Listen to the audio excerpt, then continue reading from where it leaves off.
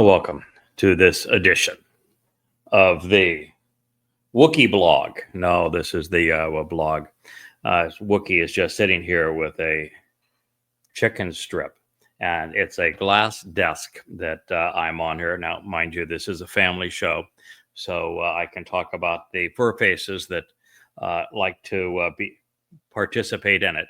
But my Labrador, who is a foodie, is right down here on my my left leg on the floor, looking up through this glass desk that we're sitting behind.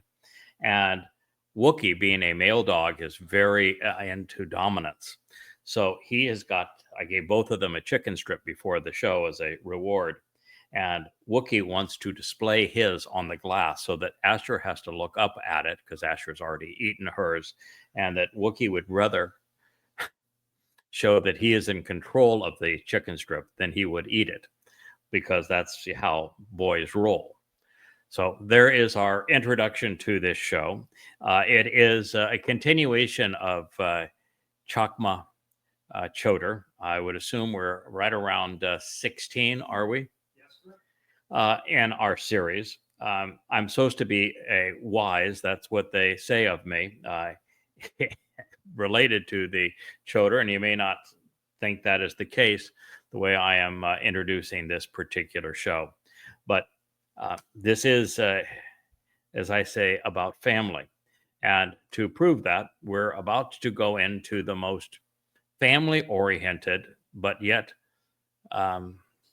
lighthearted presentation of God's perspective on family you'll find anywhere in the Torah, prophets, Psalms, and writings.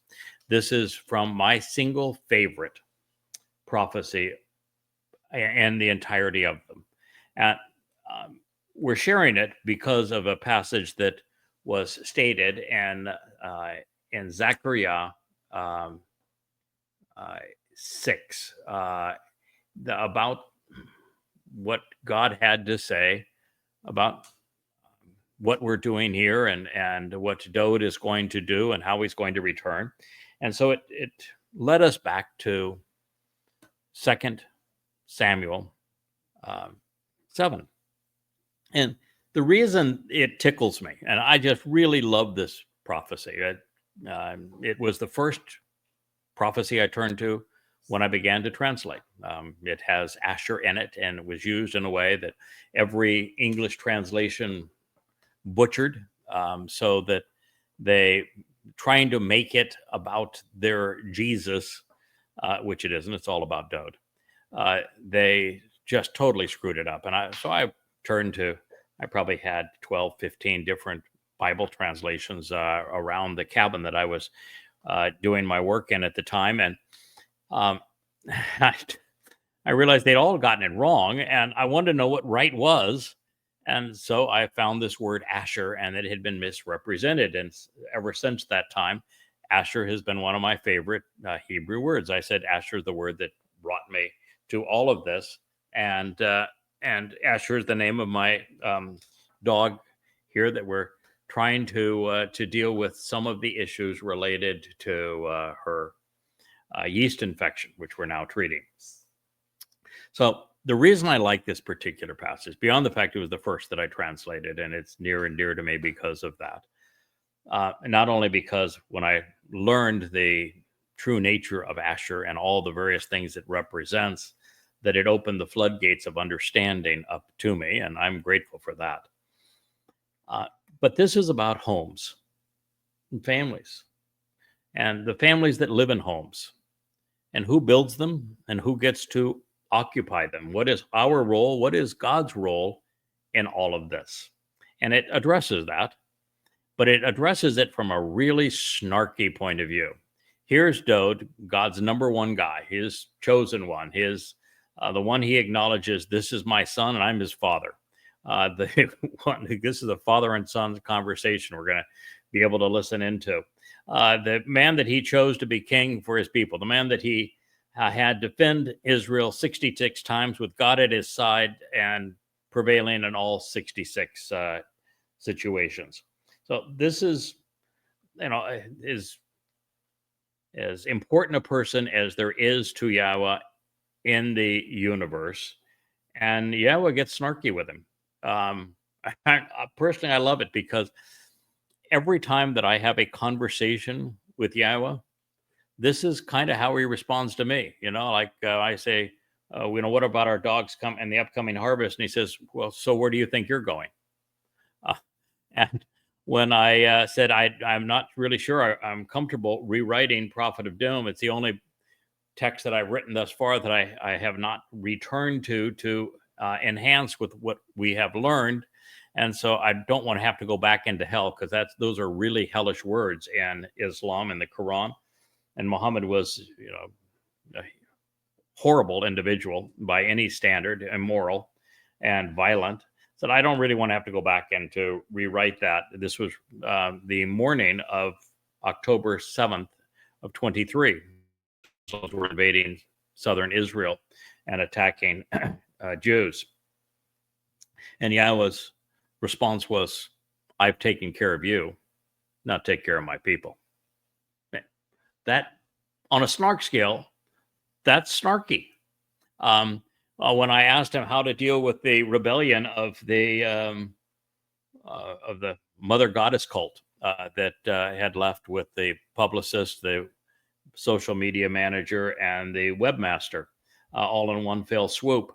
And he said, I just directed you to Numbers 5 on the adulterous woman, showed you the connection between that, and Numbers 19 on the Adamah Parah, directed you directly to both of them based upon what my prophet Yahshua had to tell you, young man.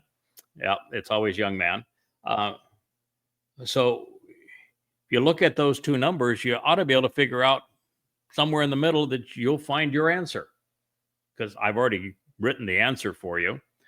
I did some quick math and said, 5, 19, halfway in between is 12. That's my answer. It says, you got it, kid. Now, anything else you want to chat about today? He's always snarky. It's like, okay, I'm enjoying this relationship. You're obviously, you have a sense of humor, and we're going to communicate that way. Well, that's how Yahweh communicates with Dode in this situation. And since it's the same way I communicate with him, well, when we have our little heart-to-heart chats, I say, well, then, obviously I'm kind of in there, a similar situation that Dode is in. And it happens to be enjoyable. It's fun. It's, you're talking with the creator of the universe. And if he's going to be a little snarky, then that makes the relationship, I think, more approachable and certainly more fun. So that there's a lot of that in this. The other reason I love it is because it tells us exactly who Dode is. That Dode is Yahweh's son. Yahweh is Dode's father. That Dode's throne is eternal, and because of all of that, I just like the way that it begins, the way that it ends, revealing the importance of Dode in this relationship. And lastly, I like it because even though Dode's name is the only one that's mentioned in it, other than Nathan, who delivers the message to him, and Yahweh, who is the one conveying the message, Twistians steal it. And they take one line out of context and said, this proves that our Jesus had to be in the line of David, and that I'm going to build my kingdom and I'm going to have a throne with somebody in the line of David, not recognizing that, the person that is most directly in the line of David is David. And your guy, Jesus, isn't mentioned here, but the guy who is really in the line of David is mentioned here multiple times. So I like it just because it shows the Christian New Testament to be foolish. I have to be careful, by the way, of calling people stupid. I was just penalized by X twice today for calling X stupid. And X, you're supposed to avoid threatening somebody based on their gender or their disabilities or their religion or this sort of thing. So We now know that X is religious. We know that they are sensitive about its gender, and we know that X has a disability because X claimed that I threatened them based upon my comments when I called X stupid. We didn't know that computers had feelings, but computers have feelings, and they get to be threatened when a human calls their approach to things stupid. So we're going to be cut down on the snark here and leave the snark up to God and let them call God stupid if they want to.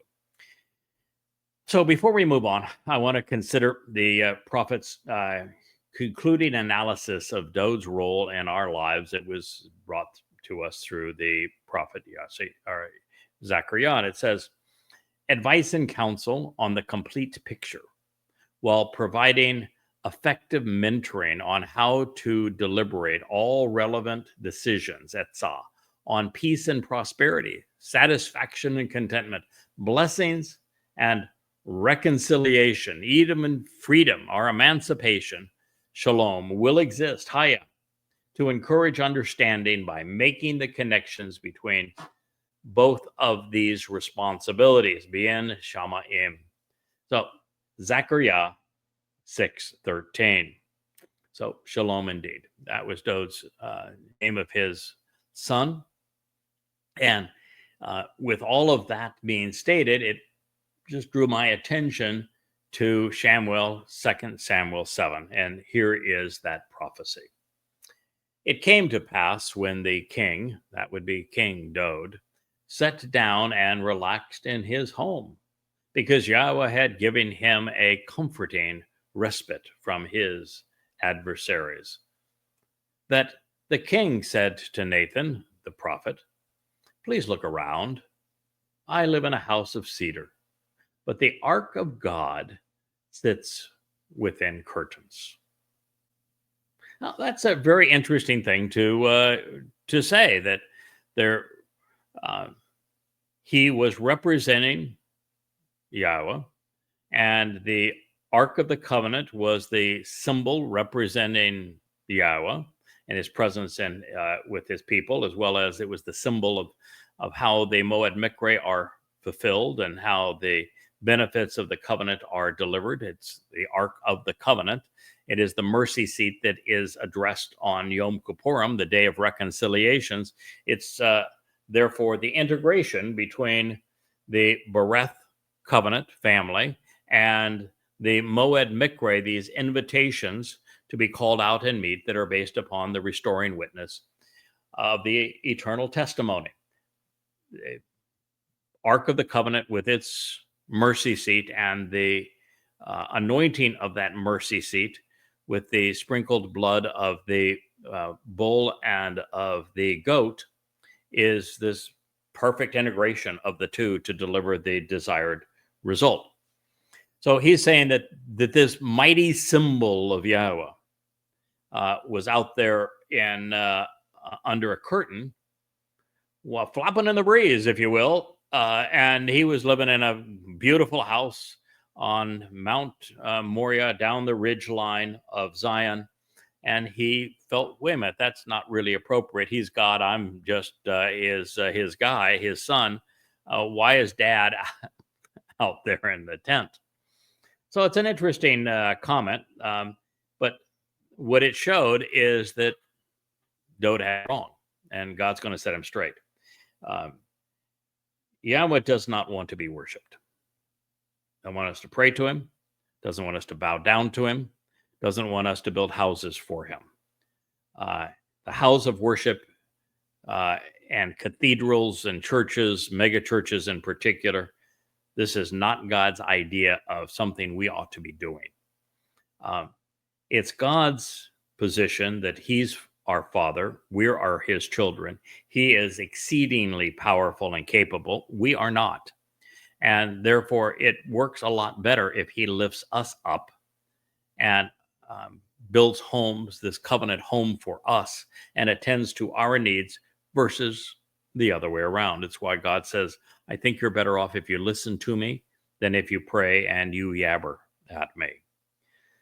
So this is Dod saying, I think that the Ark of God needs to be taken from the curtain to a more permanent structure.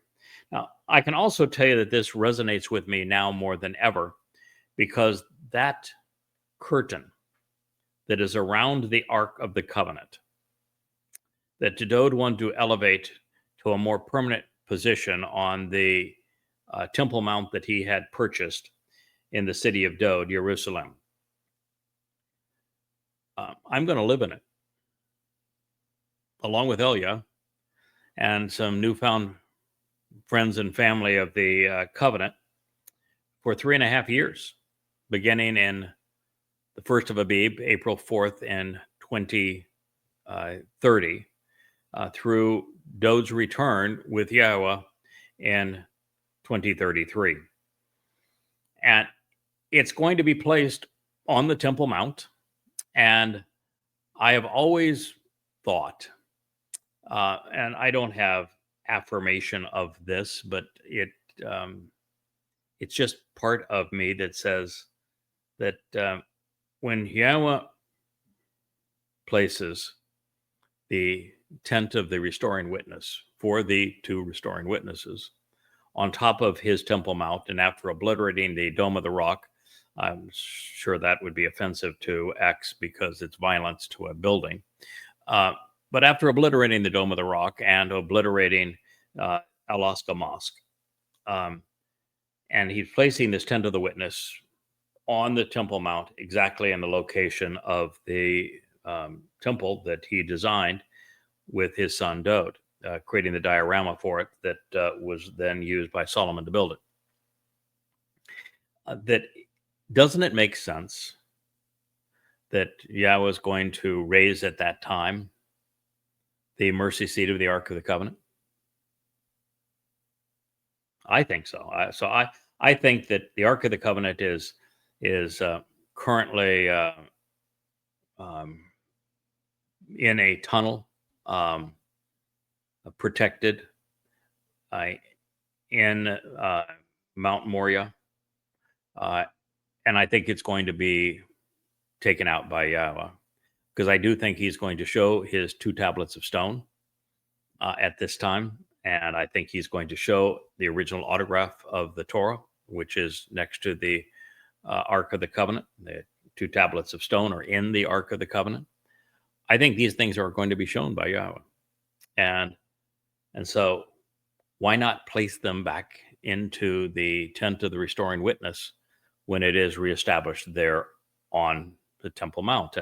And it is going to be, I think, the tent, that's what I have envisioned, the tent of the restoring witness, that Yahweh is definitely not rebuilding his final home for his name and for the covenant family until Dode returns with him, and Dode has the opportunity to do it, and Dode's going to delegate and say, we can all help as well.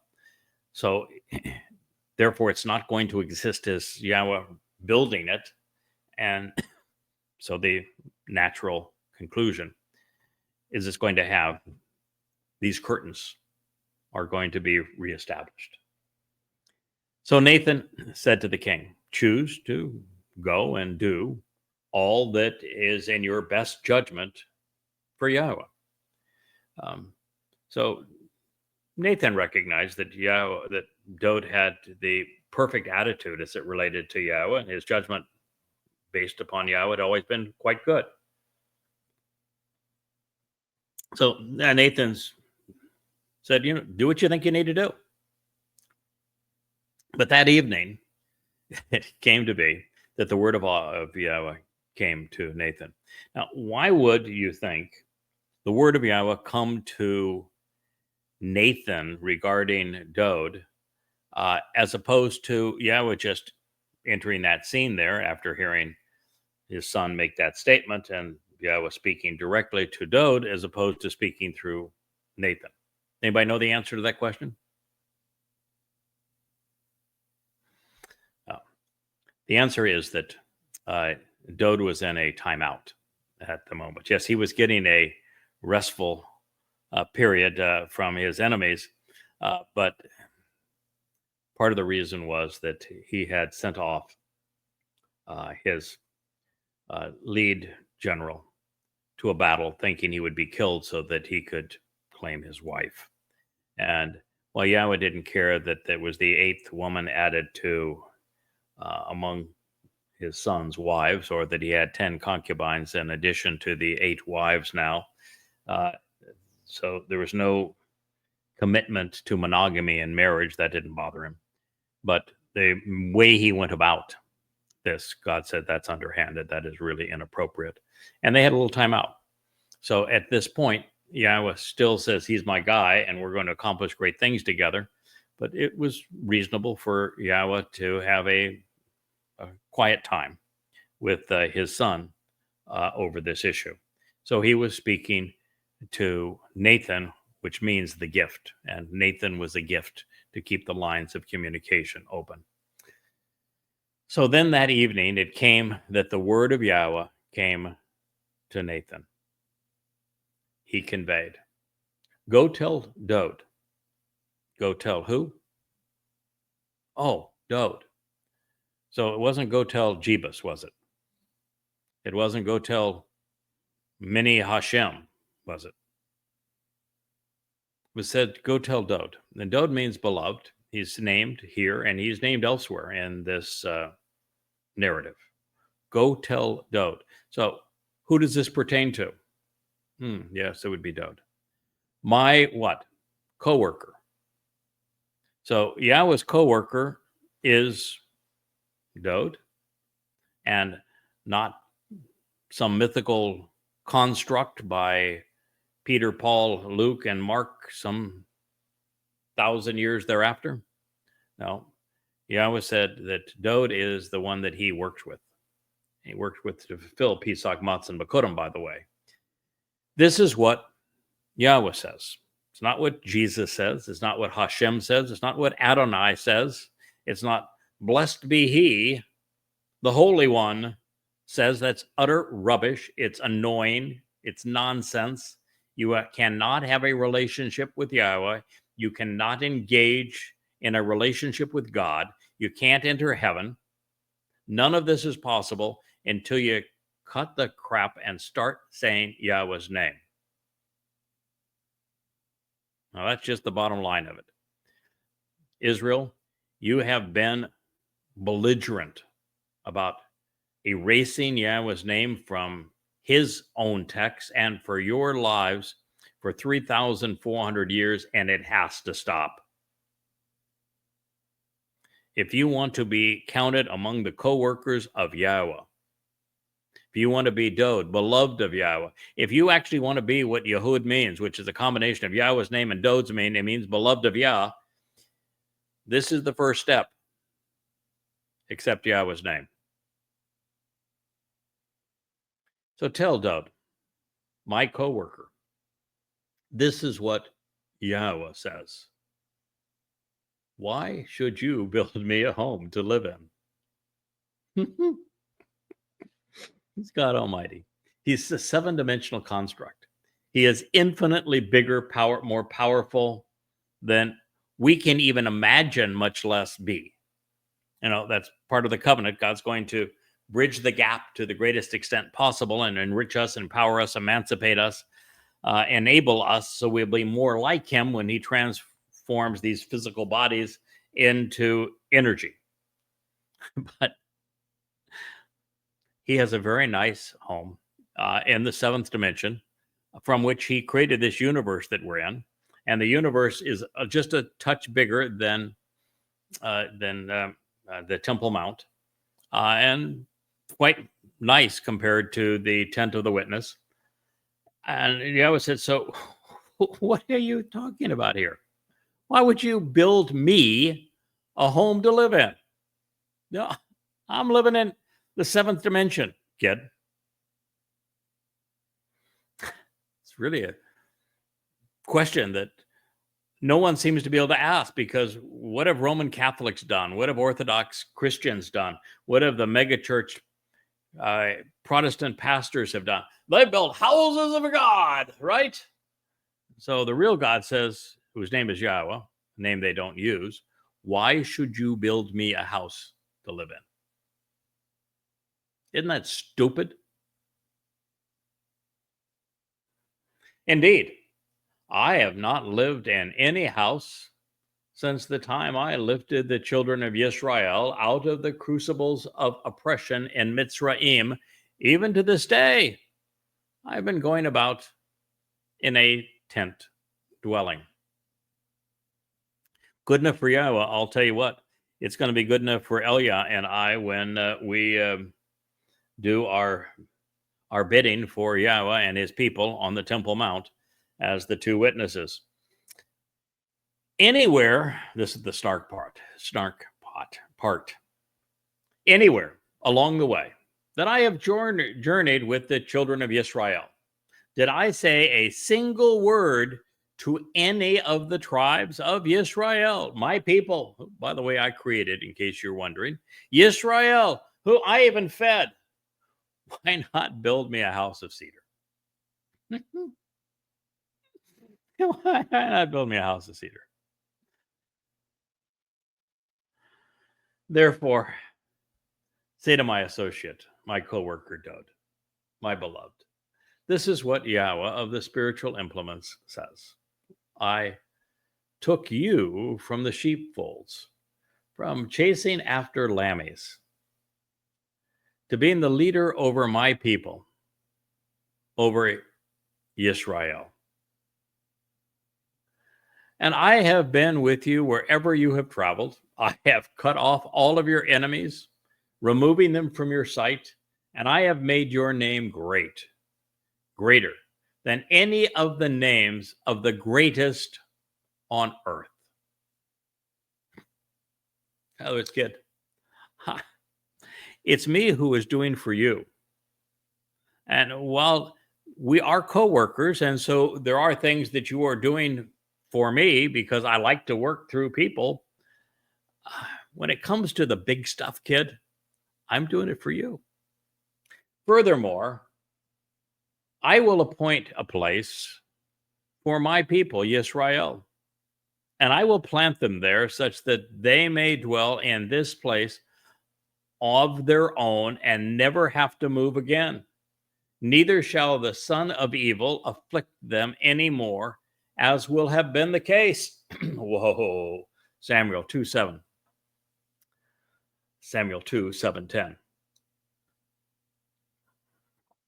Wow. Prophecy. That's the thing that is Yahowah's trademark. Yahowah's trademarks are his name, an accurate rendition of everything in the past. In other words, what he just said about his experience that was recorded in the Torah is that he never asked anybody to build him a house of cedar. Number 3, so Yahowah's name, accurate presentation of the past, precisely accurate, somebody that knows. A presentation that is consistent, so that what he says now is consistent with what he has said all along. Therefore, the Quran, the New Testament, the Talmud don't pass muster. And they don't pass muster because they don't have Yahowah's name either. And they don't pass muster because they're not historically accurate. But number 4, that's the real difference. And that is Yahowah speaks and gives prophecy. And he's never wrong. And he's the only one who can be held to a standard of 100% accuracy relative to his prophecies.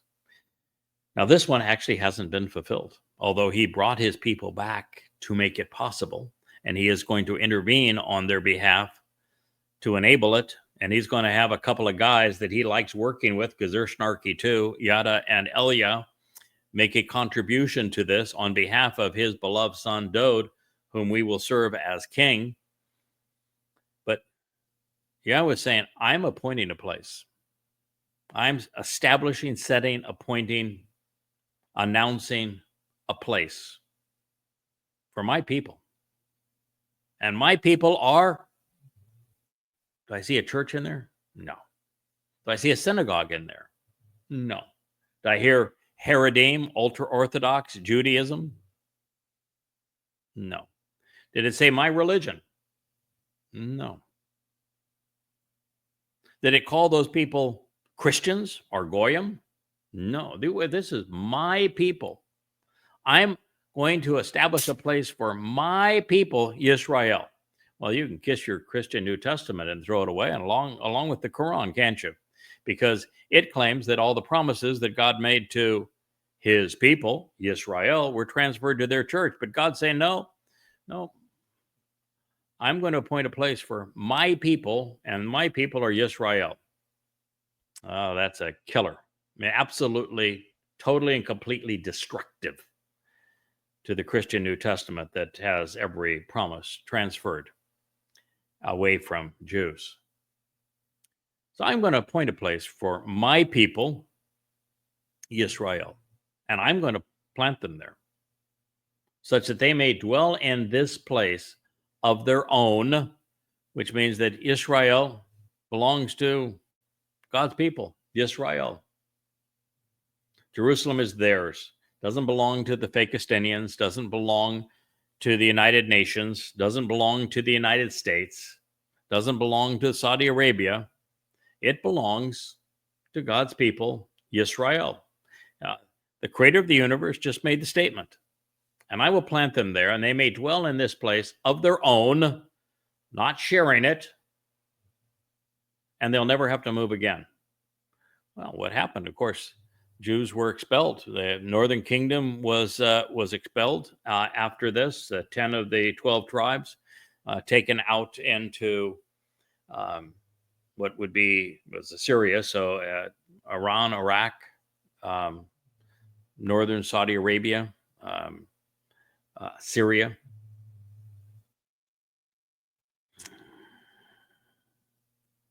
That those who will be planted there and dwell in it will never move again. So there was a group that was sent off later to Babylon. There was a group that were dispersed in the diaspora by Hadrian as a result of Rabbi Akiva's false Messiah. Never going to happen again. So we happen to be talking about a prophecy because God is bringing his people back to this place. He's going to plant them there. It will be theirs entirely. No one else will be able to dwell there, and they will never have to move again. So we're moving towards this point, but it also now ties in with Zechariah 6, does it not? And that white flying spiritual chariot that brings the Israelite mortal remnant back to Israel, back to Yehudah, back to Jerusalem, back to their vantage point over the eastern edge of the Temple Mount, so they can watch and benefit from the sacrifice of the Adamah Parah, the red heifer, and listen to Eliah as he speaks on behalf of that sacrifice, and watch Yahweh light the fires that purge and the waters that cleanse that emerge from the Temple Mount. He is the one he's bringing them back. He's planting them there. He's removing everyone else from there. And he's saying that once this happens, they'll never have to move again. Well, that only happens at this moment. He is talking about the fulfillment of Towrah with the sacrifice of the red heifer, the Adamah Parah, this man from Edom who offers his life and cleanses the adulterous woman. So he's speaking of Numbers 19 and Numbers 5 as explained by Yeshaya in Isaiah 17. That's what we're speaking of here. That is when his people are brought into this very place, and they are prepared for Dod's arrival so that they can stay here. They will never have to move again. There will be no force, religious, political, military, that will be able to move them, because Yahweh is purging all negative influences from the earth at this time. All religious people are gone. All militant people, gone. All overtly political people, bye-bye.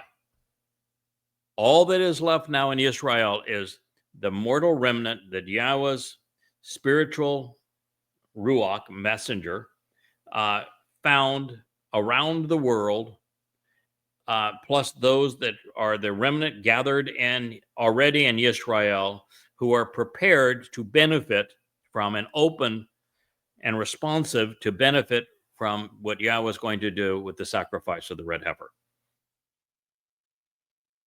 That is this time. Now, the one that will never afflict them anymore is the son of evil. Who is the son of evil? Well, the person that has had the most negative effect on God's people, the person who was demon possessed by his own admission, and who perpetrated a great fraud to rob his people of all of their promises, would be Paul, who wrote the first 14 letters of the Christian New Testament, and then used Mark and Luke to write the gospel according to Paul, and the letters of his publicist and promoter Luke, and then the life and times of Paul in the book of Acts. So Paul is a natural candidate for the son of evil. But so is Muhammad. Muhammad is the spawn of Satan, just as was Paul. Paul admitted that he was demon possessed, and so did Muhammad. They were both ruthless. Now, the difference here between the two is that Christianity did the most damage in terms of robbing Israel of its everything. The Roman Catholic Church grew out of Imperial Rome. It was Imperial Rome that last forced the Israelites out of Judea. And as a Roman Catholic Church, they stole all of the inheritance rights of Jews. They stole their Messiah, the Son of God and King, stole their land, stole their inheritance, demeaned them, dehumanized them for 1,800 years. And that religion is based upon the text that Paul wrote. Jesus never existed. That's why you have nothing from him. It was all conjured up by Paul. And it did the worst job imaginable in terms of robbing Israel of their Messiah, the Savior, because he was misrepresented. And then you have Islam, which will be very active at this moment. And Islam will play a tremendous role in a second variation of 10/7, of October 7th, but 1,000 times worse coming forward. And so Muhammad would certainly qualify as a son of evil, just as would Paul. And so would the Roman Catholic Church, which now has an American Pope, and its vindictiveness towards Israel. So God's saying that the son of evil, which is the one most responsible for the religions that have so harmed Israel, will never afflict them again. And this also means that there will be no religion going forward as we return to the Gan Eden. So there's a lot of power in this particular prophecy in 2 Samuel 7:10. Furthermore, I will appoint a place for my people, Yisrael, and I will plant them there such that they may dwell in this place of their own and never have to move again. Neither shall the son of evil afflict them anymore, as has been in the past. And since that time that I have instructed the judges in conjunction with my people, the last of the judges was the very man whose book we are reading now. Shamuel means he listens to God. From Shama and El, he listens to God. The U in the middle of it is from the pronoun Hu, so he listens to God. And he's saying, since the time that I instructed the judges, in conjunction with my people, the most important of the judges is Samuel. In conjunction with my people again, my people, Am Ani, Yis Yisrael means those who engage and endure with God. God's people have been and remain Yisrael. They are not Arabs. They are not Christians. They are not Gentiles. Although it is possible to be a Gentile and counted among Yisrael, but to do that, you have to sojourn with Yisrael. You have to bond with Yisrael. If you're not standing with Yisrael, trying to reach Yisrael and bring God's people back to him, then you are not welcome. But if you are, then you are. Then you are grafted into what it means to be Yisrael. My people, Yisrael, I have created for you a respite from all of your enemies. Moreover, Yahweh is boldly and publicly announcing for you that indeed he will act, engaging with you to create a family and home. You know, it's every time you read something like this, you learn something new.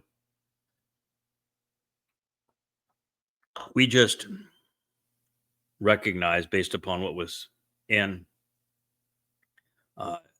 Zechariah 6, that Yahweh specifically says that it is Dod who's going to have the opportunity to build Yahweh's home. And when Dod returns as king, that's the first thing that God's going to allow him to do. He's going to allow Dod to build the house that he wanted to for Yahweh. And he's going to engage the covenant family to help him in this process. And that's what he is saying. So he will act. So Yahweh is going to make that possible for us. I just had a conversation with Rich prior to the beginning of the show. We were looking outside and it was pouring down rain. It's a very stormy day here. Lovely day. I love it when it storms on these islands. And we were talking about how we're going to be living in the millennial Shabbat when we take on physical form. And both of us agree that because we're going to be spiritual beings that can transform some of our spiritual energy into matter to enjoy this part of living in while we're celebrating this 1,000-year occurrence of the millennial Shabbat of Sukkah, when the earth is returned to the conditions of Eden. We should be able, with this enormous energy and power and education that Yahweh has provided, to be able to speak what we want into existence. You know, that sofa needs to be a little higher, or a little, needs to be over on that side of the room. And maybe this room would be better if it had a few more windows and opened up some. Poof. There you go. I'd like the beach to be a little closer. There you go. I think we're going to be able to talk these things into existence. So I do think that Dod will talk the new home for Yahweh's name into existence. He's already seen the diorama. He has, after his 4 years after his first life ended, he's sitting there in Shama in heaven, watching it get built. He knows exactly what Yahweh wanted, why he wanted it that way. And so Dod's going to speak the new one into existence. So he's now saying that he instructed us through the judges. And we're reading the most important of the judges in 2 Samuel 7, in conjunction with Israel, and that I have created for you a respite for your enemies. Now, that had not happened at this point. Not speaking from the judges and a respite from their enemies. They went from this time, and the things absolutely fell apart.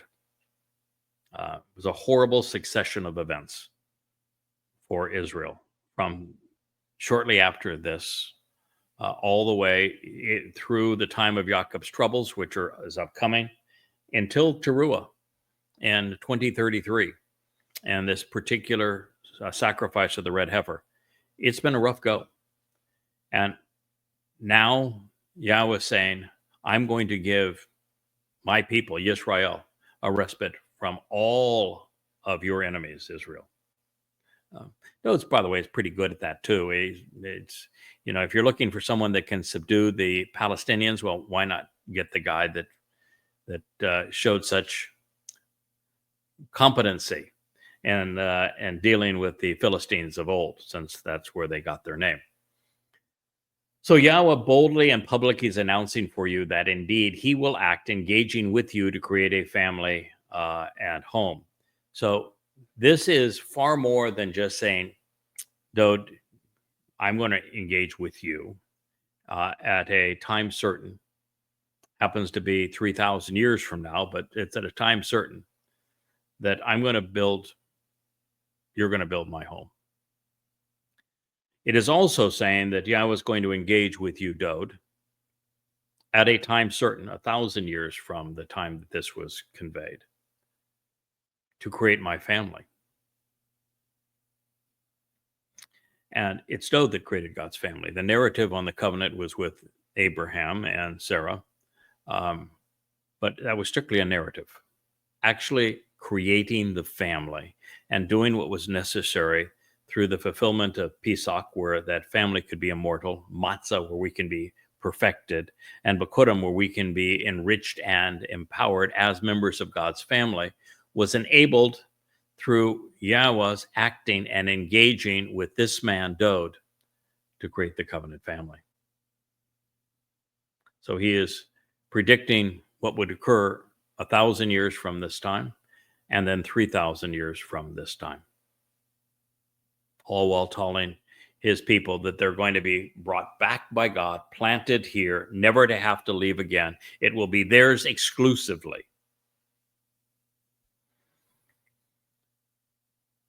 Pretty astonishing, isn't it? He's talking about what we have been talking about, pursuant to the final harvest on Towrah.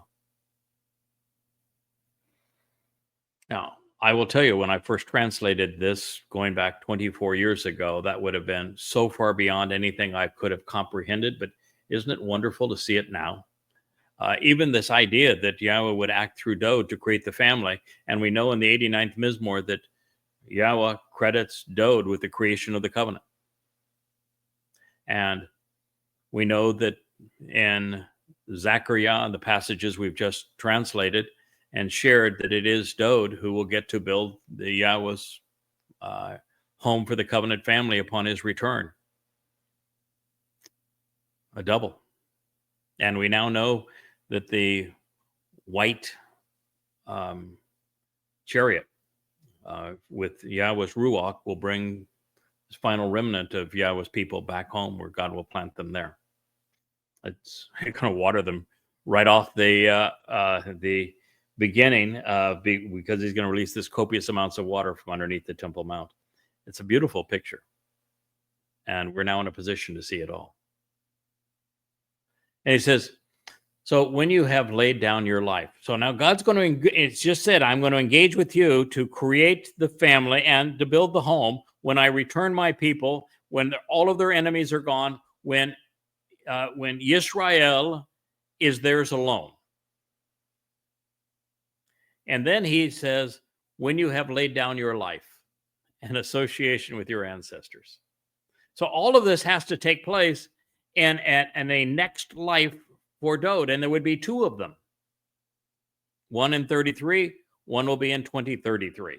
So all of this will transpire after the end of Dode's first life.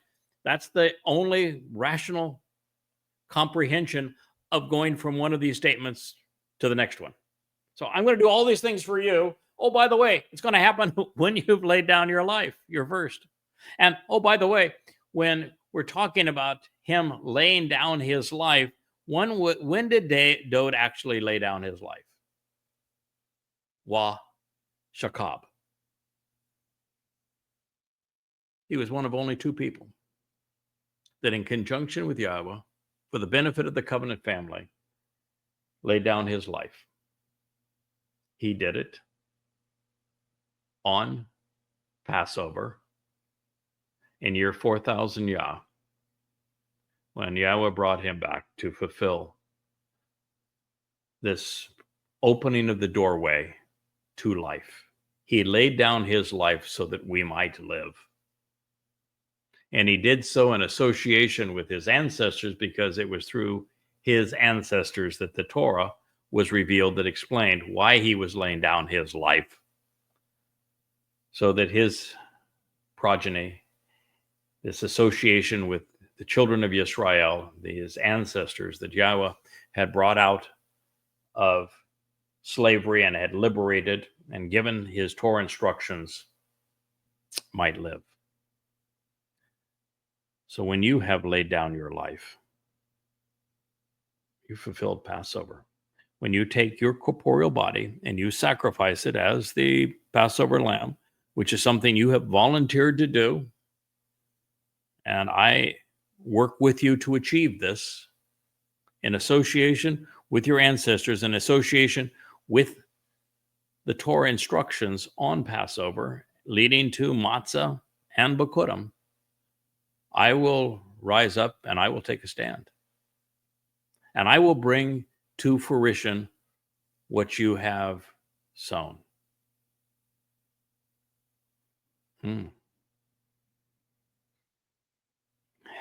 Yahweh took Dod in his second life as he laid it down. And he had his Ruach facilitate taking our guilt and placing it on Dod's nefesh soul, and to carry it into the black hole of Sheol, depositing it there, never to be seen again, perfecting all of us, including himself. And he had his Ruach protect Dod's nefesh while in Sheol, and then released him at the end of Matzah for bikurim, so that he would be able to return to Yahweh, with Yahweh using these 3 days to immortalize, perfect, empower, and enrich what Dod had sown, what he had achieved, the seeds that he sowed that would result, zera, in a productive harvest. Zera is also the actionable root of zeroah, the seeds that are sown that bear fruit and produce an abundant harvest. Dod would be the second of 3, and the mightiest of the 3 is zeroah, which also means sacrificial lamb. And God did so without hesitating or delaying. It was at the appointed time. I will bring to fruition what you have sown, without hesitating or delaying. Your approach to providing the way to the benefits of the relationship. Your approach twice. After he laid down his life, Yahweh would facilitate Dod's approach to be the king of forevermore. He's speaking to Dod. He's doing all of this through his beloved son, Dod. And he then is taking what Dod has sown, the words of his Mashal, Proverbs, the words of his Psalms, the Mizmor, and Dod's commitment to fulfill Pesach, Matzah, and bikurim. And by working together, he would facilitate the benefits of the relationship, Asher. No hesitation, no delaying. That is the fruit, the zera of the zeroah. Then he says, this shall be extracted and withdrawn, then delivered out of a small particle of your physiological nature. Ma'ah. It does not say loins.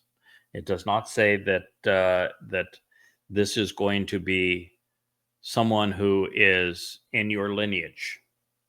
It says that it's going to be the means to deliver this. When you lay down your life in association with your ancestors, and God takes a stand and brings to fruition what you, Dod, have sown, without hesitating or delaying, facilitating your approach to bringing the benefits of the relationship, this is going to be done through an extracted and withdrawn part, something that is delivered out of a small particle of your physiological nature.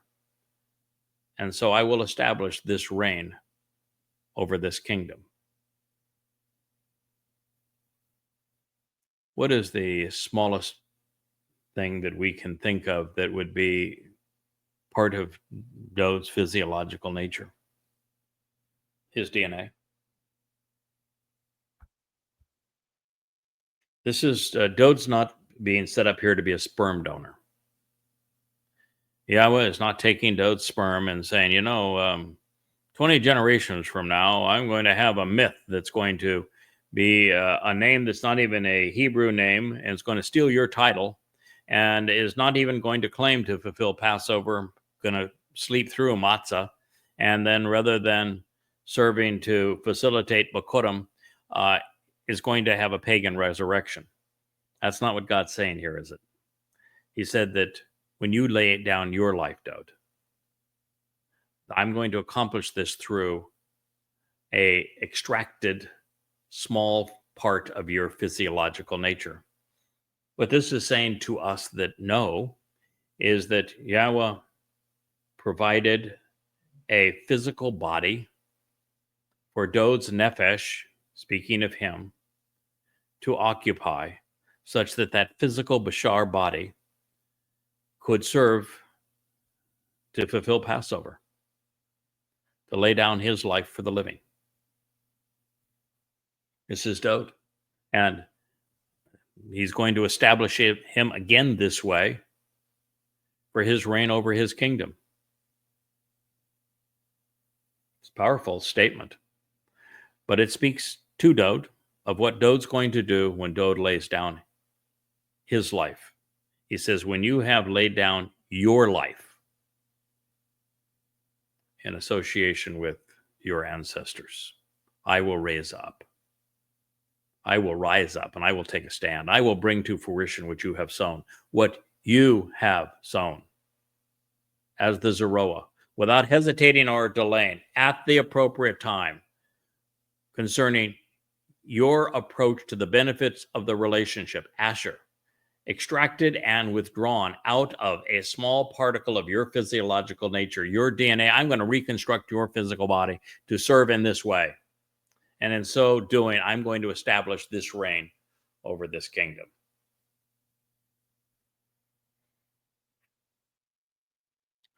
They've explained exactly what we need to know. We just have to be Chakmah enough to understand it.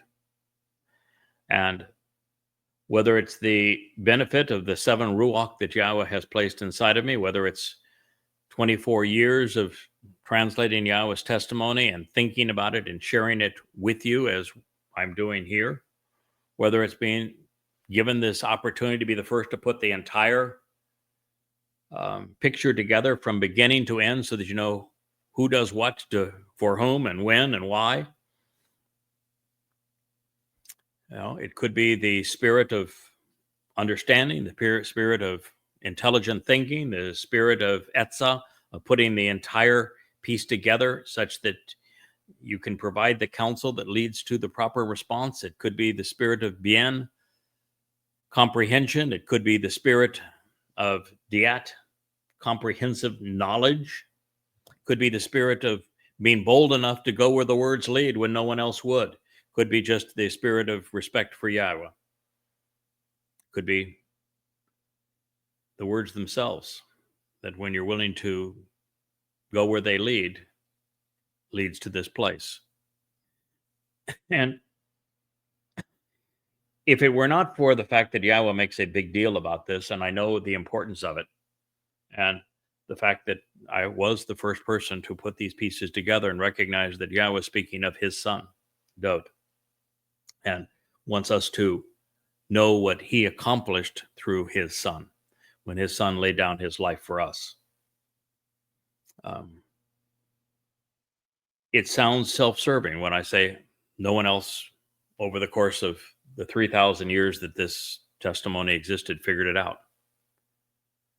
And I'm not going to claim that I figured it out because I'm smarter than other people. I'm not going to say that I figured it out because I was more diligent than anyone else. I'm going to say that Yahowah saw to it that he gave me the tools that I would need to be able to do this, and I have now done it. And it's the single most important discovery that can be shared regarding God's people and their return to him. And this is a very big deal. The way I'm explaining what we are reading now has never been done before, and it is being done for the benefit of the covenant family and for it being established based upon Dowd having laid down his life in this regard, so that you might understand what occurred and capitalize upon it.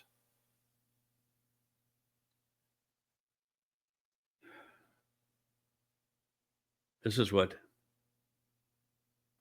Yahowah and Dowd achieved. He's now speaking to us about his beloved son and what they will accomplish together, telling us through Nathan. He himself, who has he been talking about? It's only one person. Tell Dowd. He himself, Dowd, shall reestablish and restore a home for my name.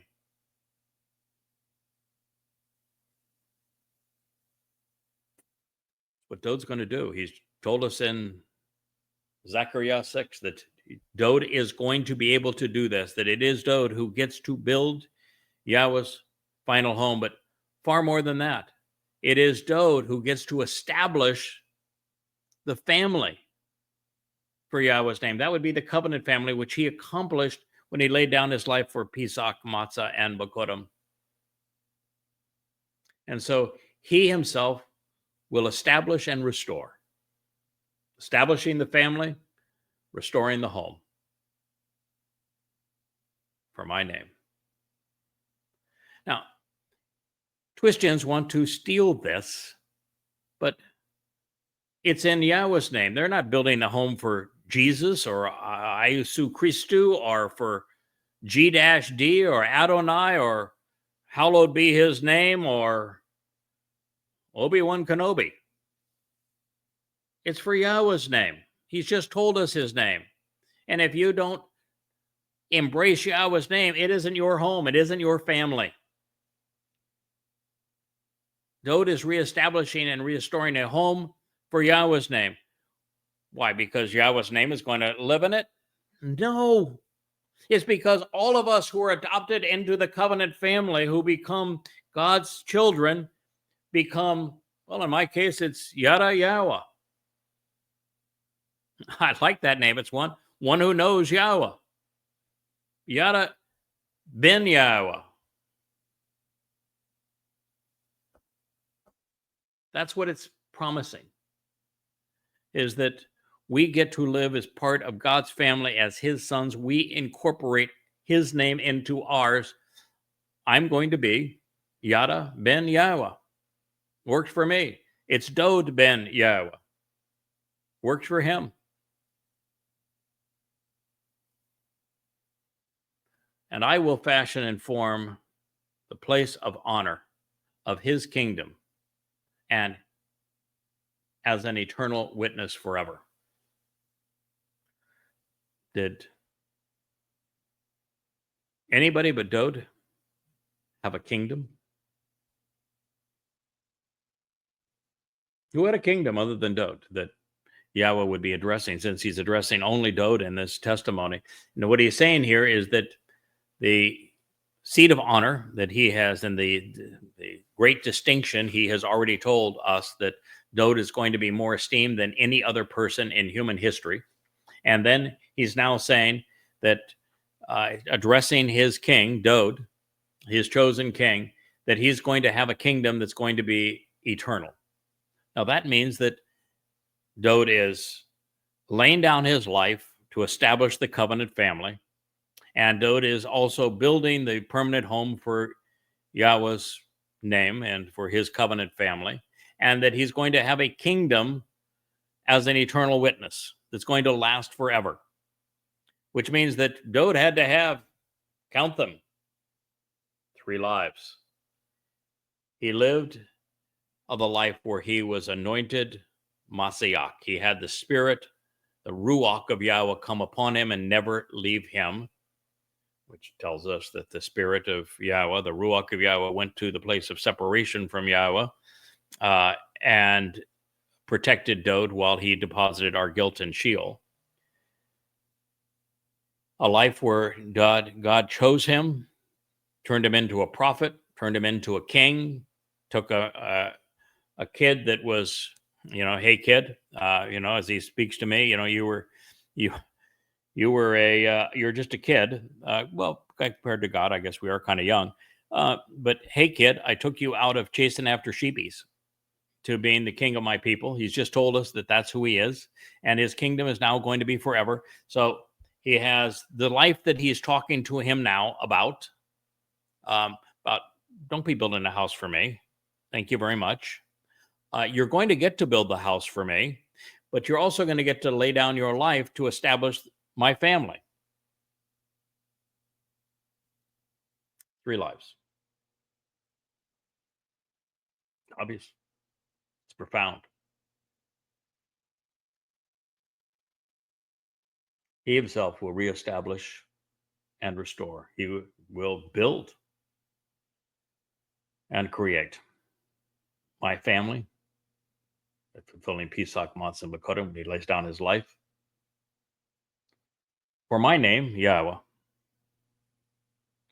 And I'm going to fashion and form the place of honor of his kingdom as an eternal witness forever. Fashion and form. Yahweh's going to terraform the earth.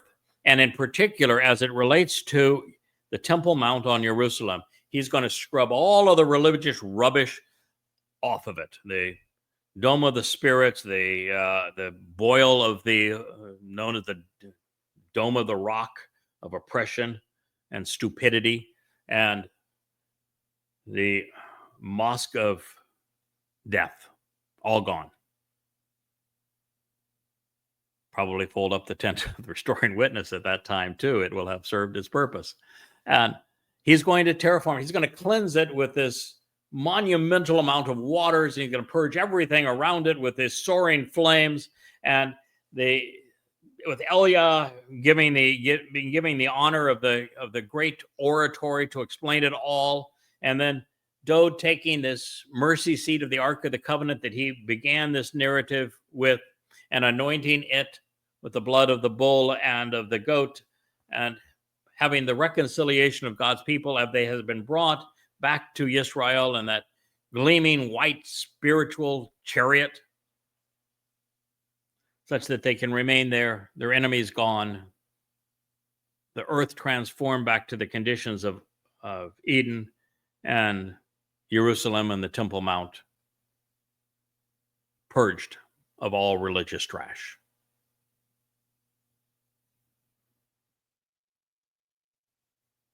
Forevermore. He's fashioning and forming this as the seat of Dode's eternal witness. Like it or not, everybody has their thing. Some people want to be top dog. Me, no, I don't want to be top dog. I don't want that responsibility. I wouldn't trade Dode for 1,000,000 years of gifts. I am already uncomfortable being his go-to guy and getting stuff done and serving as his herald. It's a lot of responsibility, but God has chosen this role. I accepted this role, and I'm going to do my best job in this role. And I'm going to do my best to include and reward others for serving alongside of me as we serve Dode. Dode's the guy. He's the king. He's the sun. At the very most, I am the moon and reflect his light. It's his seat of honor. He has told us that he is pleased with us. He told us that in Chakmah Choter in the 14th Mashal. He is pleased with us. His honor, he says, are the children of the covenant, his family that we bring back to him. So this is a beautiful story of us all working together as part of this eternal witness forevermore. And then God says something that is profound. And all you have to do here to understand it is recognize that this is one of 3 times that Yahowah calls someone his son and says that he is their father. And the other 2 times, it is the same as this time, where the only person that is named in that context of you are my son and I am your father is Dode. So when he says, I myself will be a father for him, and he shall be my son. He's speaking of Dod. He said the same thing, and it's either the first, second, or third Mizmor. I think it's the first or the second. He said the same thing in the song that he wrote the lyrics to, Dod, the 89th Mizmor, saying all these marvelous things about Dod. So the only person that Yahweh calls out by name and says, I'm his father, he is my son, is the same man that he's been talking to all the way through, Dod. I myself will be a father for him, and he shall be my son. So as we continue with this, if you didn't have an appreciation as to why I love this prophecy so much, maybe you're enjoying it now. I love the focus on homes, on building families, on Dod, on presenting the entirety of Dod's 3 lives, all for our benefit, so that we know the future, we understand the past. I love the sense of humor, as I say, the snarkiness and the whole thing. We get set in our place in an exceedingly lovely way.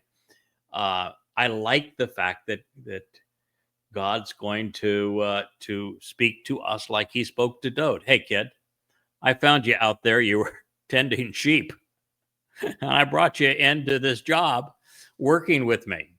So, I understand we're coworkers, but you might want to have an appreciation for the difference in our roles and what I'm contributing and what you're doing.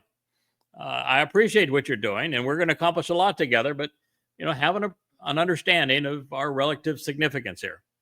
I just love that. I love the fact that Yahweh speaking to a man who he says, I'm working through, rather than calling him, like Allah does, his slave, or other religions do, where they want you to bow down and be humble before their God and fear their God, obey their God.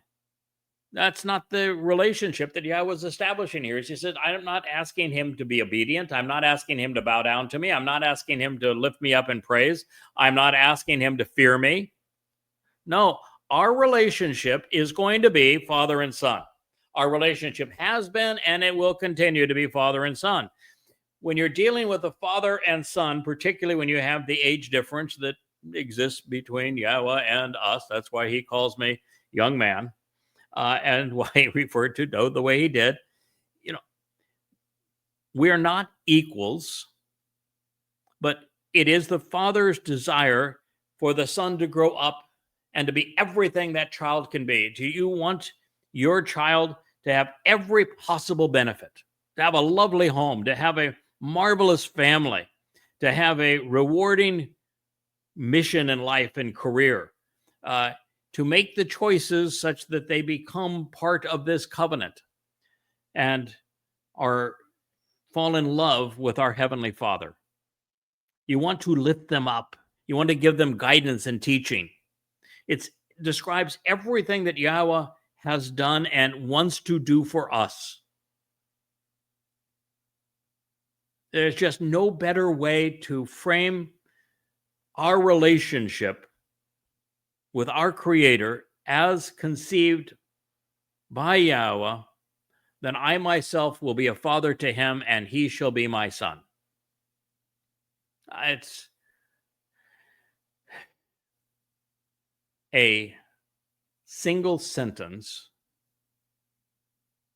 speaks more completely and accurately and powerfully about our purpose with God than do all of the religious texts and political mantras ever written. There is nothing you can know that is more vital to having a relationship with Yahweh than I myself will be a father to you, and you shall be my child. No fear, no worship, no obedience, no bowing down, no religion. Very simple, straightforward relationship. And our Father's name is Yahweh. And the Son that he worked through, who laid down his life, that Yahweh made that possible, is Dod. I myself will be a father for him, and he shall be my son. So when that which is perverted and twisted is associated with him, I will correctly reciprocate and argue on his behalf, deciding with him to chastise with the scepter of this man, and by assaulting, so as to end the lives of the children of humankind.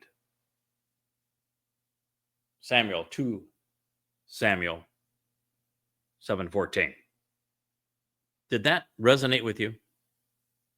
After God declares, he is my son, I am his father, I'm going to establish the covenant family through him, I'm going to build my home through him, his kingdom is going to reign forevermore. After saying all of that about Dod, what he is saying is, so when that is corrupted, when that is twisted and perverted, that I have just associated with him, I'm going to reciprocate, and I'm going to argue, and I'm going to chastise them. And the very scepter of this man, I'm going to use to assault and end the lives of the children of humankind who have done this thing. Do you have an understanding of the passion of those words, the consequence of those words, the intent of those words? It's important that you do, Yisrael, because your religion was conceived, the father of your religion, Rabbi Akiba, did this very thing. He twisted and perverted exactly what Yahweh had just told us about his beloved son, and all that he was going to accomplish with his son when his son laid down his life for us. And when he brings his son back for his kingdom to endure forevermore. They don't have Dod returning. They don't have Dod being here to fulfill Pesach, Matzah, and Bakurim. They denied that Dod was the son of God. They don't perceive that Dod is the Messiah. None of that.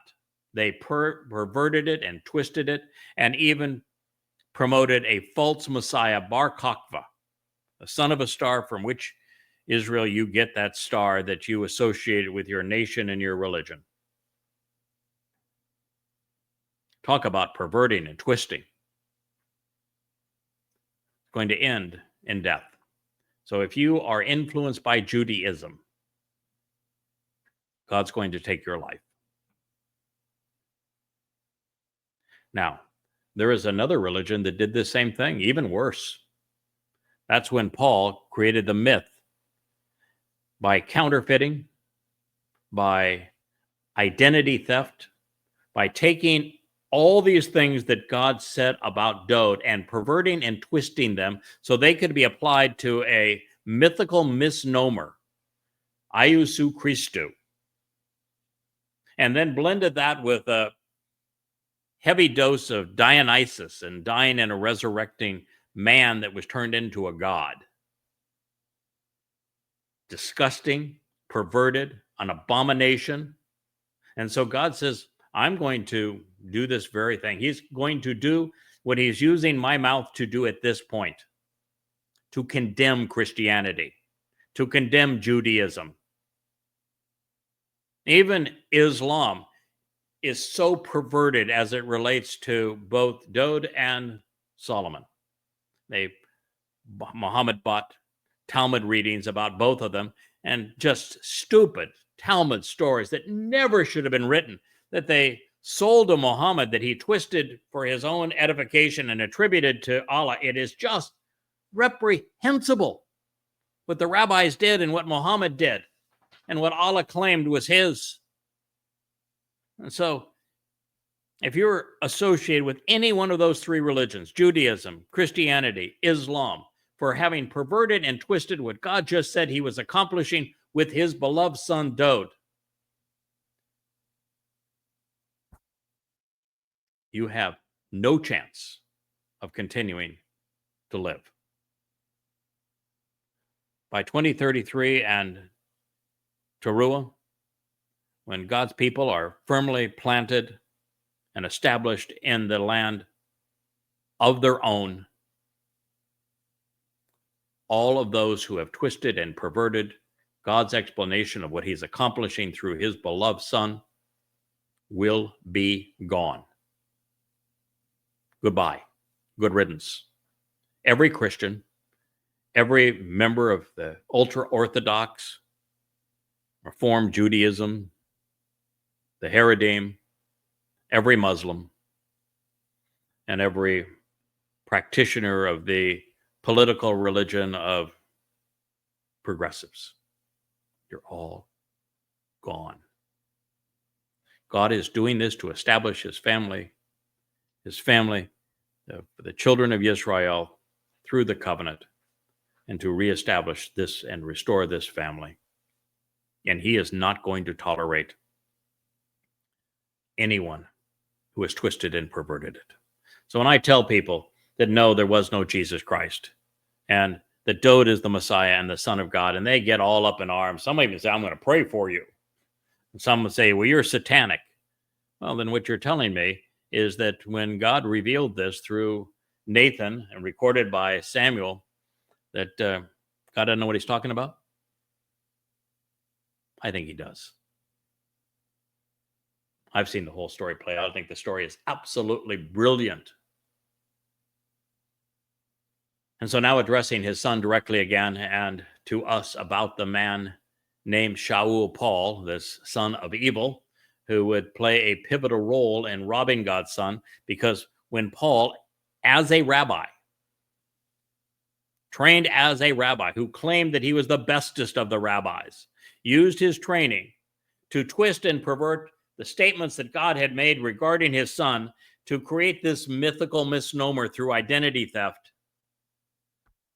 That was a horrible, horrible crime, and it has led billions away from God, but he piled all of his rubbish right on top of the truth, and rather than identifying that it had been stolen and using God's words against this new stupid product of identity theft, the rabbis were silent, and then they perverted and twisted God's testimony to create their own false Messiah.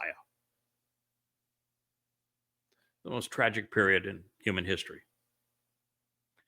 God says regarding his son, Dowd, then my steadfast love, my enduring mercy, shall never be taken away from him. In the manner that I have rejected being associated with Shaul, whom to show the way to the benefits of the relationship I removed, abolishing before your appearance. 2 Samuel 7:15. Shaul is the name of the man that the Christian church knows as Paul. He is the one that Yahweh says he is the plague of death. He's the one who did the most egregious harm to God's people and to the covenant family by perpetrating the fraud of Jesus Christ, by twisting and perverting what God said about Dowd and applying it to his mythical misnomer. And so God's saying, yep, the truth is real simple. My loyalty, my mercy, my love for my son, the one that I've worked through, the one who laid down his life to create the covenant family, the one that's going to build my home. That's who I love. As for Shaul, who tried to rob him of all of these things, not going to happen. I will abolish him just as I did the Shaul that was the king that tried to take my beloved son's life.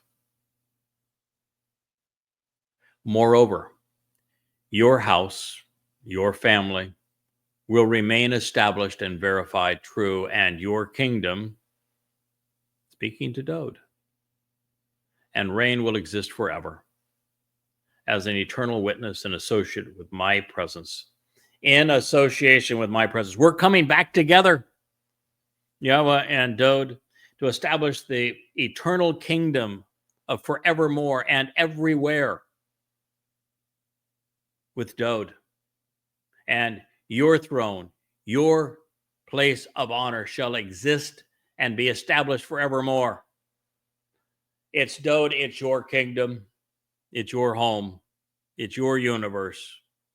We will reign together, you and I, but it's your throne that I have built for you. It's your seat of honor that you will have assigned to you and established forevermore. That seat of honor is the same Kaporth, mercy seat of the Ark of the Covenant that was mentioned at the beginning of this.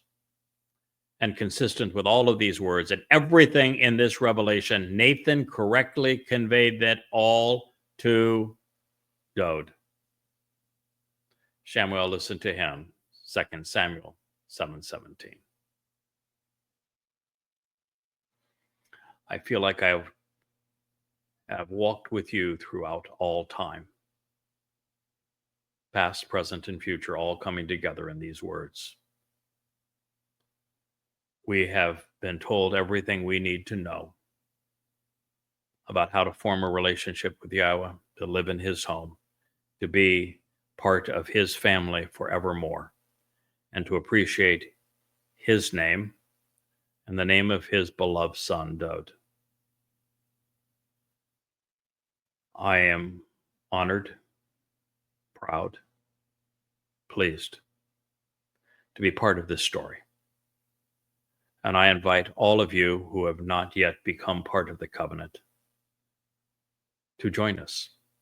And for all of you who are part of the covenant and are doing your utmost to help us reach God's people, reintroduce Yahweh's name to them, and reacquaint them with God's beloved Son, I appreciate your support. I thank you for listening. This has been a wonderful edition of the YAHOWAH blog of Chakmah, Choter.